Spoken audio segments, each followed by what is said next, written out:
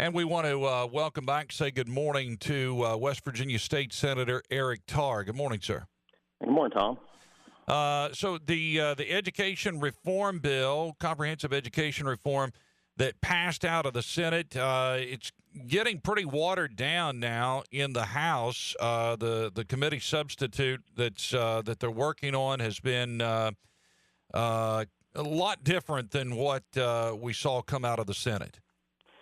Yeah, we kind of expected they'd have a lot more trouble with it over in the House than we do the Senate. Mainly, there's got a lot more new members, for one, that haven't had the discussions around this thing for a while and taken a lot of heat from really the teachers' union's been the main opposition with this, and really not necessarily just the teachers, but the unions themselves. And that's been a whole lot of pressure on delegates, both here with just the noise they've made here with ringing up the phones and emails and social media, but also with some of the delegates even in their home, at their homes. So there's a lot of pressure on them over there, but I think they're trying to do the right thing and trying to keep it moving. So. Well, let's talk about what you liked about the bill and the things that you thought were most important and what essentially needs to be there for there to be education reform in West Virginia. Well, the thing I like about the bill is that it addresses it takes a big swing at a big problem.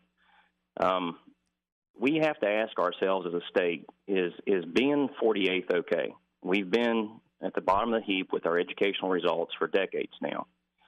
And for instance, Del Lee stood up in front of our Senate. He's the president of WVHU and says, you know what, but we're 48th, but that's unless you take into account our demographics, our socioeconomic status. So what he's saying is that 48 is good enough for who we are. And I just disagree with that. We're sending our students out with a high school diploma that's inflated. So we're lying to those students saying you have a high school education. That's cruel to me. We're then putting them into situations where they're competing with every socioeconomic demographic with that diploma, thinking that they're competitive. And they're not. 30% of our high school graduates have to take remedial coursework before they can even start a normal entry college curriculum. Mm-hmm. So what the number we don't have is, now those are the children that are aspiring to go to college. They're the ones that are busting their hump in school so that they come out, that they've got the grades made so they can go to school. 30% of them require remedial work. Mm-hmm. What about the ones that aren't aspiring to go to college? We don't even know those numbers. So first of all, we have to realize we've got a real problem here. And to not do anything about that size of a problem and meeting a constitutional or not meeting a constitutional mandate for a thorough and efficient public education, it's just disgraceful. So, I'm really proud that the Senate put out as big a swing at this as they did, and I really hope we can see it through the end. So. Sometimes it just seems like Republicans have a problem with messaging and unity. It's got to be frustrating. You're a new Republican senator, but there's some there that have been there. They've been working on this. Why do you not think you could bring more people to the table on this?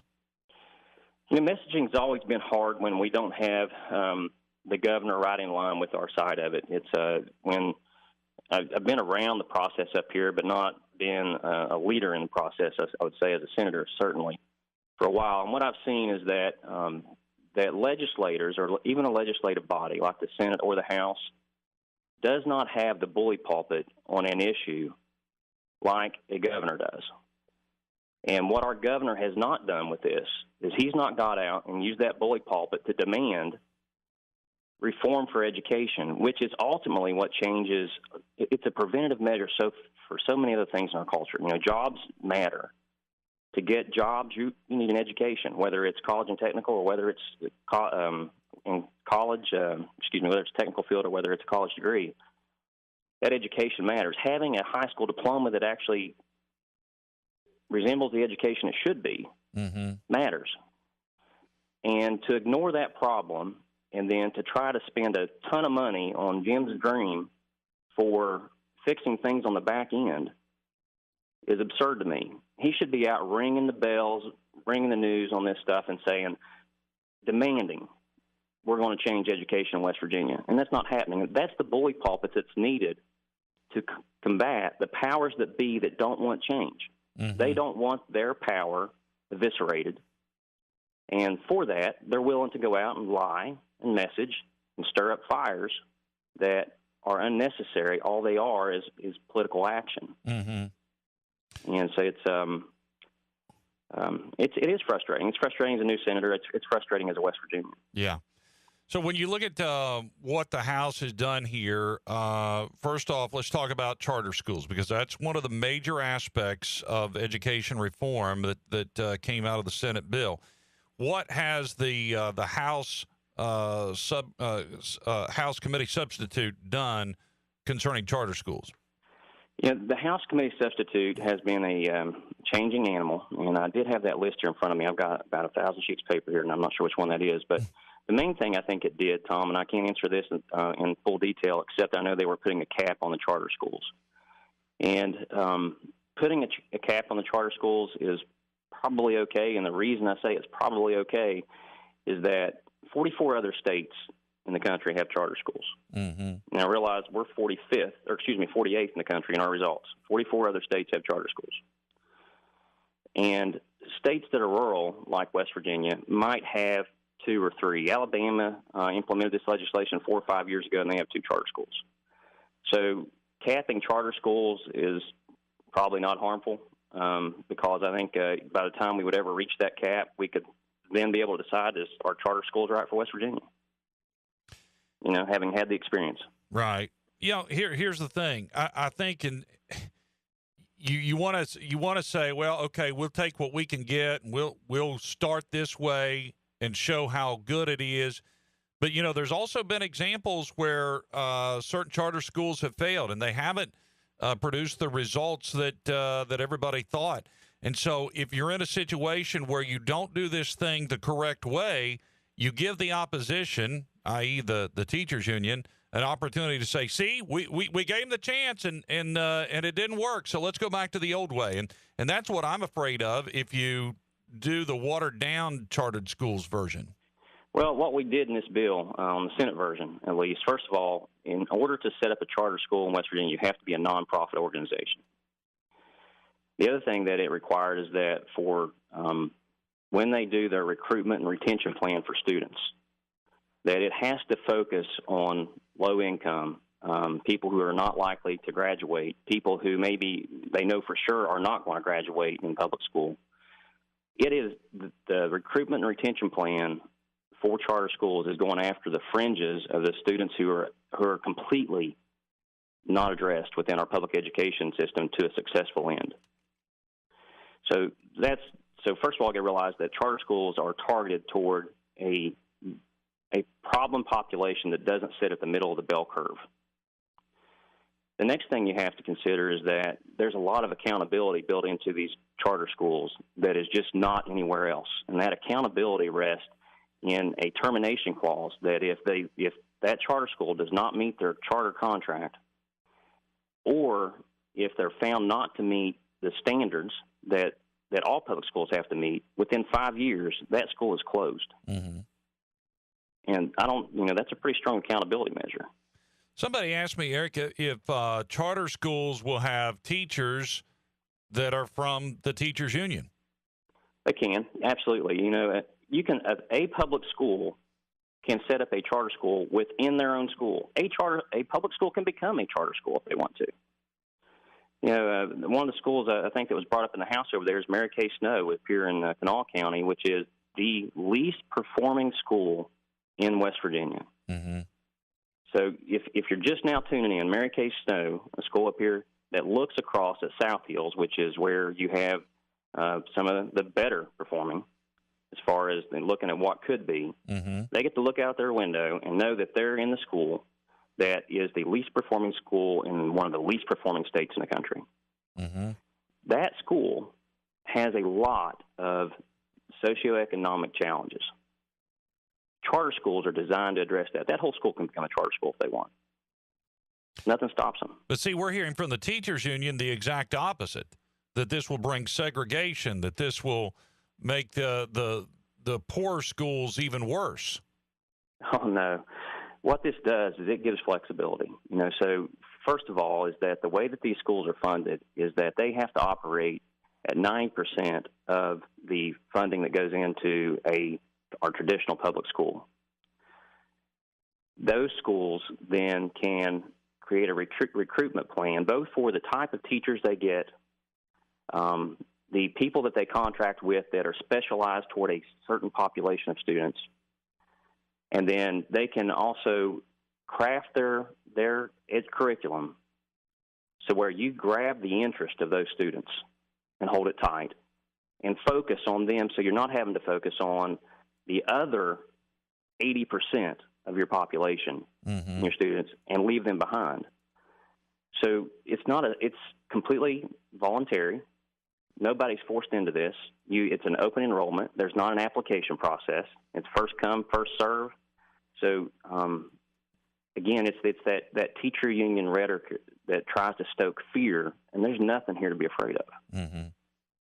Again, we're talking to Republican State Senator Eric Tarr. The changes in the education reform bill from the Senate version to what's working its way through the House. The other thing was with the ESAs, educational savings accounts, and I was really disappointed that when I talked to Education Chair Senator Rucker, which she's a fellow homeschooler, but she said that homeschoolers and those who have their children in private school currently would not benefit from ESAs. And then you get over to the House, and now it's down to where apparently it's just for special needs, which, I mean, that's great for those families, but it doesn't really address the overall picture. It does. The ESA part of this is really a toe in the water concept for education savings accounts. And what I mean by toe in the water is that, first of all, there's only 4 or 5 states in the country that have implemented educational savings accounts. Now, there's more looking at it, but those are the only ones that have done it. We have put extremely strict measures on the Senate version with regards to ESAs, and that how the funds can be used, how the policing of those funds are used. So, I mean, there's criminal implications if you misuse those ESA funds. And if you do misuse those ESA funds, you can never go back to them. You can never use them again. So one of the things that and this was a big discussion with our own caucus over here in the Senate, within the Republican caucus, is how far do you go with the ESA? This toe in the water thing is a toe in the water to the point that it is $8 million a year. And that's as high as can go with the Senate version from the state revenues. So to give you a little idea of what that looks like is that's about 0.06% of the public education monies as it stands now. This bill, without raising taxes anywhere, adds about $100 million in funding annually to West Virginia's public education. So the first thing that people have to understand when they're worried about education savings accounts is that with this bill in its comprehensive form, we are not taking money from public schools.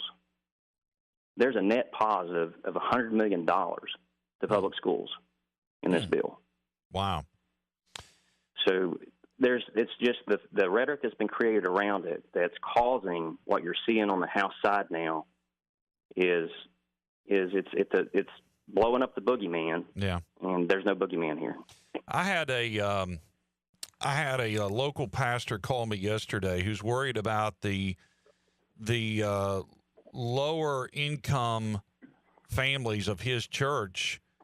And a lot of the people in his church, Eric, are wanting to get their kids out of the public school system for various reasons, but one of them is because they feel that there is a very unbiblical, unchristian indoctrination going on in the public schools.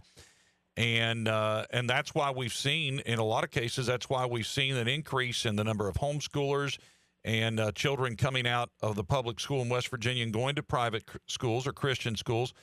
But he's worried about those who can't afford to do those. Mom and dad may both work, so nobody can homeschool. They still don't make enough money to send their kids to a Christian school. So he was hoping that the ESAs would be able to benefit people like that in his congregation. You know, what I think is that eventually it will. I as much as I hate to say this because of knowing what your pastor's desires are, and really my own desires, they're aligned with your pastor, it sounds like.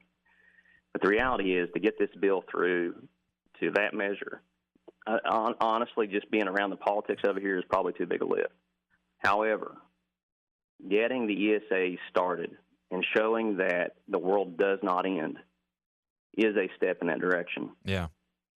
The other thing that I would, I lost the thought there, that I would say about the ESA part of it with regards to getting the kids that are already in public school, or already in private school, involved in that, is that the students now, with regards to ESAs, without regards to ESAs, that are leaving public school, we've lost 10,000 students over the past 2 years in our public school system. Mason County alone, one of the counties in my district, lost 100 students. 100 students is worth $1 million to that school system. People are fleeing our public school right now, even though they don't have the means to do it. So the argument on the side of the person who says, well, we got to cap these ESAs because what will it do to our public school system? So you really do get an unknown fiscal note on that. Because if we have people fleeing at that level from our public schools, that we know that many of them can't afford it and they're just trying to figure it out, and then you afford the measure, do you collapse the system? That's the argument from the other side. And I don't have a real good answer for that, because if it's your child that that you're putting in the public school system that is going to step out, that has a high likelihood of having an inflated high school diploma, and we completely give you the entire option, pull them out, and we'll give you the cash, you spend it how you want. I mean, there is risk there. So I think that toe in the water is probably a good measure to prove that, first of all, the world doesn't end, and it gives us time to fix public ed, so they don't feel like they have to flee. So it needs fixed. So ultimately, what do you think will? Even if you come up with something that the Senate and the House agree upon, it doesn't seem likely that Governor Justice is willing to sign it. He may not. And when he started out with his rhetoric was kind of against it, and then after we got the Senate bill through, he started backpedaling and giving himself a little room. But like I said earlier on there, and if the listeners are just now tuning in, I'm really disappointed that Governor Justice hasn't come out and championed this thing and say, 48th is not good enough for who it's for. We're better than this. Our teachers are as good as anybody's. Our students are as good as anybody's. We have parents that are involved that want their best for their students. And as governor, I'm going to lead this charge, and we're climbing off of 48th with education. And he's not done that. He's sat at the Greenbrier, apparently, and sitting back to see what happens and see what's politically to his advantage. And that's a shame. Yeah, it is. Along some other lines, story came out, I think it was yesterday, Eric, that the state is paying to insure several thousand more cars than we actually own, and I'm glad that Republicans have uncovered this. But I mean, you're a business owner and you have company vehicles with the various businesses that you own. Have you ever paid for insurance on vehicles that you don't own? Yeah, I hope not. I'm pretty sure I haven't. That's it is bad. I mean, it's a waste of taxpayer money. It's one of the things. One of the reasons I believe that the people that voted for the Republicans voted for us is that the fundamental part of our platform is fiscal responsibility, and so finding this out has been something that's we've known things like this have been going on. For a lot of us, the reason we ran, we're tired of this stuff too, just like the average West Virginian is, and we want to get up and fix it. And so finding this stuff out, uncovering, putting light on it's the first step in that. So I'm glad we're fixing it. Yeah. Well, that's good. Anything else that you're working on in the Senate that you want folks to know? Well, there's some things that the education bill, as important as it is, has really sucked the air away from letting people know about a lot of the other good things that are happening up here. Mm-hmm. Some of the things that we started out this session with was making sure that we're getting cell service and broadband service out to West Virginia so that we can create an infrastructure for communication that, one, gets technology to our schools, which helps complement that bill, but it also gets technology to places that employers want to come who need that technology. So a couple things have happened. Is we've had a bill come through that gets the middle mile accomplished for fiber. So when you have areas that do not have internet service out for high-speed broadband service, we are now have a path to getting the middle mile of that fiber laid along our telephone lines and power lines, and we've got the power companies kind of stepping in to help us and assist with that with legislation that's went through. We've also passed legislation that will create a $50 million investment from AT&T to expand their wireless service and increase its capacity in West Virginia. And what that does is it essentially creates a uniform permitting process across the state for putting small cell towers throughout West Virginia for 5G service. And that is a huge step to getting a lot of the dead spots in West Virginia covered to where your cell phone actually works. And I mean, there's towns that don't have good cell service, let alone some of the back roads that we all travel. Right. So those things, if nothing else happened, it's a huge win for this session. If nothing else happened. Yeah. So just as frustrating as the politics of a lot of things have here, there are some really big wins that have happened this session that I hope everybody understands are happening. So. One thing that we failed to really talk about on the education reform, I think this will go through in the House as well as the Senate, is the 5% pay raise. But one of the things it didn't address was PEIA. What's the latest on that? I actually put a bill out. I had to put an alternative plan for PIA members. And what that bill did, actually it's still sitting here, we haven't put it into on agenda anywhere yet, is it says that any private insurance can come in and say, we're going to bid to cover cover people who want to use us for PIA with at least the same benefits that PIA now offers. And we're going to do it for 90% of the cost the state's paying. And we're going to cap our profits at 10%. And anything over 10% has got to flow back into the plan, or it's got as a reduced cost measure to the beneficiary, or to fatten the benefits of the plan without increasing the premium on the plan. Now, I really like the concept, and I've been looking at it for a while to give people that option and to create competition in the market. So then I went and spoke to the director of PIA. His name's Ted Cheatham, and he saw the bill and he said, "Hey, I want to talk to you about it." He goes, "We're really already doing this." And so went back and looked, and what they've done, he said, is we actually offer this, but we offer it, you can do it at 100%. You don't have to do it at 90% of the cost. You can do it at 100% of the cost. And we have one private vendor take us up. That one private vendor is the health plan, and they're having challenges in actually being able to make money in doing this. And so for me, one of the things that I think we're going to have to come back around and visit PIA, because there's not been another good solution offered other than just throwing money at it. And the reality is that PIA is not an insurance plan. And the director of PIA, Ted, will tell you it's not an insurance plan. Mm-hmm. And the reason it's not an insurance plan is because it's not based on risk.